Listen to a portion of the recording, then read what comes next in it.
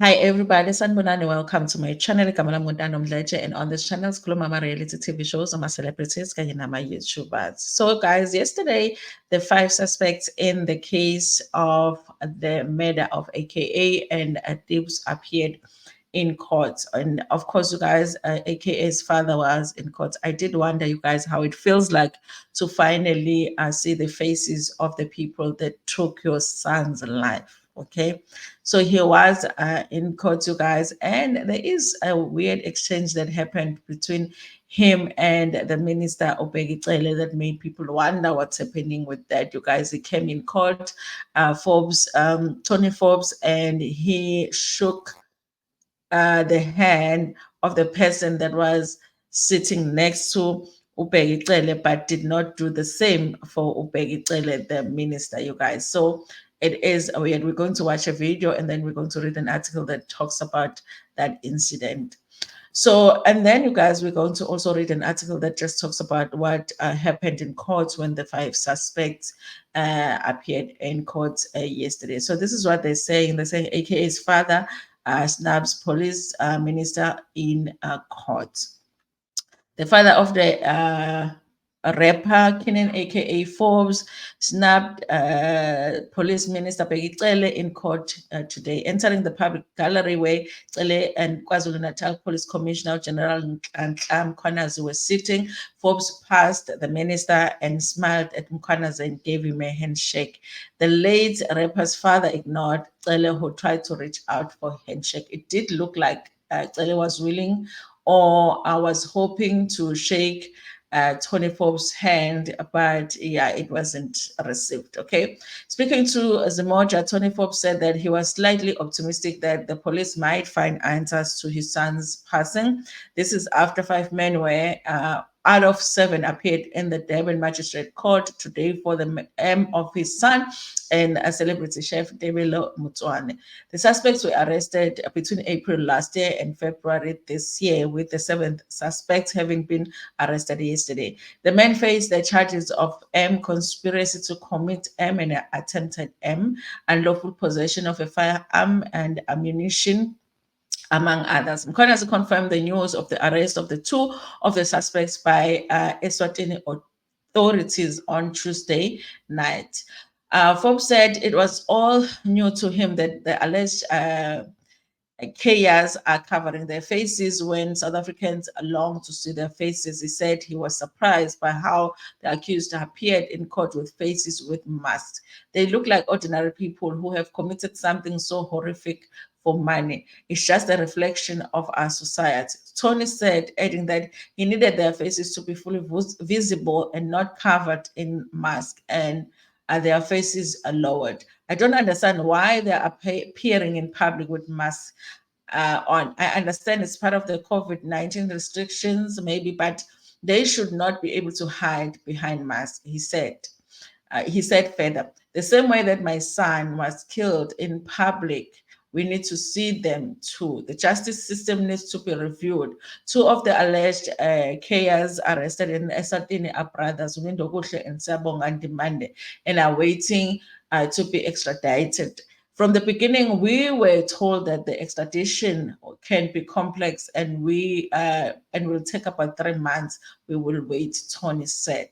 Tony said that it has been a tough time for his family. It has been difficult for all of us as a family, extended family, and friends. He said AKA's daughter has not quite grasped the news. I don't think she understands what's happening, Tony said, adding, the arrests are a start for us to find out who is behind all of this. We are still at the start. He doesn't believe that the true mastermind behind the killing is among the 7 arrested. I think the commissioner meant that the coordinator is the one who received the sum of money and shared it with the 6 other people. The question is, where did the money come from? He asked. Okay. Anyway, I'm going to play this video, guys, and then I'm going to read some more about what happened with the suspects now in court. So here is the video.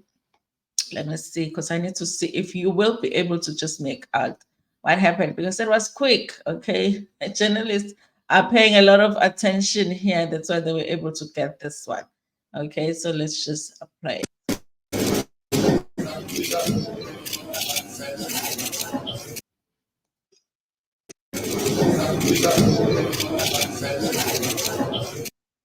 Listen, you guys, it does look like he is kind of intentionally ignoring Bheki Cele, but then a lot is happening, you guys, and it is such a big day for him as a father coming to court to face the people that took his son's life. So it might not even be something personal. We might be reading too much into it. Maybe he didn't even notice that that was Bheki Cele sitting next to the commissioner. So yeah, anything is possible, and it could be that maybe he does have some issues when it comes to how Bheki Cele has handled this case, and he doesn't want anything to do with him. We will never know. We will never know unless somebody one day asks him a question as to what happened. How come you did not shake Bheki Cele's hand? And then he answers. We will never know really what was happening in that moment. Now, you guys, let's find out what happened with these accused, you guys. They do look like ordinary guys, you guys, that you wouldn't think they would be responsible for this, okay? The matter against AKA's matter accused postponed for bail verification. Okay.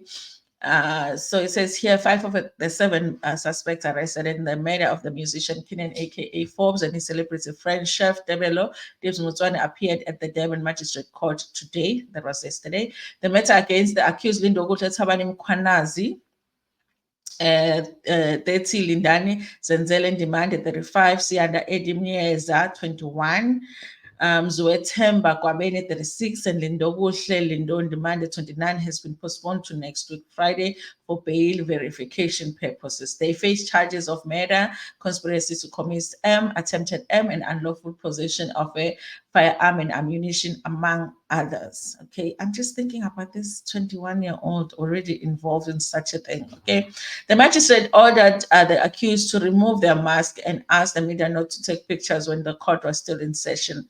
This is after the defense told the court that the matter is a severe one, emphasizing that the accused have not yet been convicted, therefore they should have a right to hide themselves. Your worship, the accused might be granted bail. That will happen to them when they return to their communities. Also, the proceedings are being broadcast live and they will put the lives of the accused at risk. The defense has also asked the court that they wish for the accused 1, 4, and 5 to be kept in Chatsworth Police Station and not in Westville Prison pending bail application. It is difficult to consult with the accused when they are kept in Westville, said the defense. And accused number 4 complained that he was not being treated very well. Listen, you guys, I know they're not convicted yet, but it's very hard to hear things like that when somebody that has been accused of taking somebody's life complaining that they're not being treated well at the jail. Okay, it's like you know, However, the magistrate reminded the defense of the accused 2 and 3 that they are already in prison for other matters. Unfortunately, I cannot help you, gentlemen. We cannot move them from prison to jail cell. That will be difficult, he said. Police Minister Bheki Cele said the fact that there were 7 suspects arrested and there is court proceeding, it means that there is a major progress in the case. Guys, am I the only one that felt like Cele was just a little bit too excited? He just looked like he was just so excited. I know it's a good thing that they did catch these guys and that the case is moving forward. But there's something weird about how it just like excited he is. I don't know if he feels like he is personally responsible for this guy's this case getting to where it is. But I was like, why is he so excited? Taylor is not somebody that smiles a lot, but he was just smiling too much. And the police have done their investigation, and we believe that they are on the right track. There are processes that will need to be followed, including the extradition of 2 suspects that are still in Eswatini. However, we still believe that the police have cracked this case. Nosipho Mnguni from the Royal Eswatini Police Services said that they received communication from the South African Police Services regarding the suspects who were alleged hiding in Eswatini. From that point, we started searching for them, and luckily we were able to apprehend them on Saturday morning. When we found them, they were just 2, but we were told that there was a 3rd suspect who was with them, but had unfortunately left our country. The police did a great job, but we got a brief. But before the week ended, we had already apprehended them. Anyway, you guys, thank you to Eswatini Police Force for assisting you guys. Listen, I do hope that they've got the right guys, because there are people that are saying that this is exactly like the Senzo Meyiwa case. We're just going to have people that are arrested for the sake of saying we have worked on this case and this is the results that we got. We've got the right people, when it might not be the people. I am hoping, you guys, against all odds, from everything that the police commissioner is saying, it looks like they really did a good job in investigating this case and finding these guys. Now we just need to know why, because I don't think that these people personally knew AKA for them to want him gone. Okay, so who is the actual mastermind? Right now, we've got the project. I said it's a project manager, the guy that got the money and paid it to the other project managers, and then we've got the team, but we need a funder. Okay, who funded this project and why did he fund it? Okay, what was it? Okay, what was his intention? What was he upset about to even want AKA dead? Okay. Anyway, you guys, I guess as the case is moving forward, we will find out soon, all of those answers. Anyway, thank you so much, you guys, for watching this video. I hope it comes out okay, because my network is acting crazy. Thank you so much. Again, it's Handa Kakul.